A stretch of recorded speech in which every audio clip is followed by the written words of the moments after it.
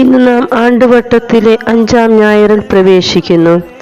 ആരെയാണ് ഞാൻ അയക്കുക, ആരാണ് നമുക്ക് വേണ്ടി പോകുക എന്ന കർത്താവിൻ്റെ ചോദ്യത്തിന് ഇതാ ഞാൻ എന്നെ അയച്ചാലും എന്ന് പറയുന്ന യെശയ്യാപ്രവാചകനെ ഇന്നത്തെ ആദ്യ വായനയിലും ദൈവത്തിൻ്റെ സഭയെ പീഡിപ്പിച്ച താൻ അപ്പോസ്തലൻ എന്ന നാമത്തിന് അയോഗ്യനാണ് എന്ന സത്യം തിരിച്ചറിയുന്ന വിശുദ്ധ പൗലോസ് അപ്പോസ്തലനെ ഇന്നത്തെ 2-ാം വായനയിലും ആഴത്തിലേക്ക് നീക്കി മീൻ പിടിക്കാൻ വല ഇറക്കുക എന്ന് പറയുന്ന ക്രിസ്തുവിനെയും അതനുസരിക്കുന്ന ശിഷ്യന്മാരെയും ഇന്നത്തെ സുവിശേഷത്തിലും നാം ധ്യാനിക്കുന്നു.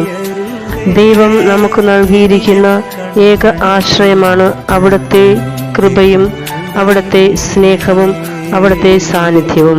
അവിടുത്തെ സാന്നിധ്യം നമ്മിലുണ്ടെങ്കിൽ ഇതാ ഞാൻ റെഡിയാണ്, എന്നെ അയച്ചാലും എന്ന് പറഞ്ഞ് നാം മുന്നോട്ട് വരികയും ദൈവത്തിൻ്റെ അപ്പോസ്തലൻ ആകുവാനുള്ള കൃപ നമുക്ക് ഉണ്ട് എന്നതിനാൽ അവിടുത്തെ സ്നേഹത്തിൽ നാം താഴ്മയോടെ ജീവിക്കും എന്ന ബോധ്യവും ദൈവം പറയുന്നത് അതേപടി അനുസരിക്കുന്നു എന്നതിനാൽ ദൈവം നമ്മെ എവിടെ കാട്ടിത്തന്നാലും എവിടേക്ക് നയിച്ചാലും നാം മുഴു സ്നേഹത്തോടെ പുറപ്പെടും എന്നുള്ള സാന്നിധ്യവും എന്നുള്ള വിശ്വാസവും നമുക്ക് ഇന്നത്തെ വായനയിൽ നിന്നും ലഭിക്കുന്നു.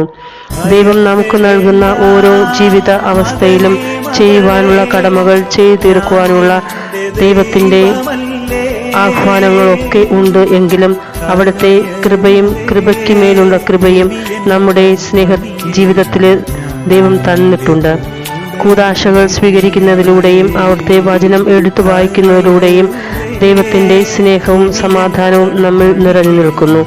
ആയതിനാൽ ദൈവത്തിൻ്റെ സ്വരം ശ്രവിച്ച് ഐക്യപ്പെടുമ്പോൾ നീങ്ങുവാനും ചോദിക്കുമ്പോൾ അതേപടി ചെയ്യുവാനും ഒക്കെ നമുക്കും സാധിക്കണം. തിരുസഭ നമ്മോട് ആവശ്യപ്പെടുന്ന എല്ലാ കാര്യങ്ങളും, വിശ്വാസപരമായ കാര്യങ്ങളും സാമൂഹികവും സാംസ്കാരികവുമായ എല്ലാ കാര്യങ്ങളും അതേപടി അനുസരിക്കുവാൻ നമുക്ക് സ്നേഹത്തോടെ ശ്രമിക്കാം. അതിനുള്ള കൃപ നമ്മിൽ എല്ലാം വർഷിക്കട്ടെ. ഏവർക്കും ഒരു നല്ല ദിനം ആശംസിക്കുന്നു.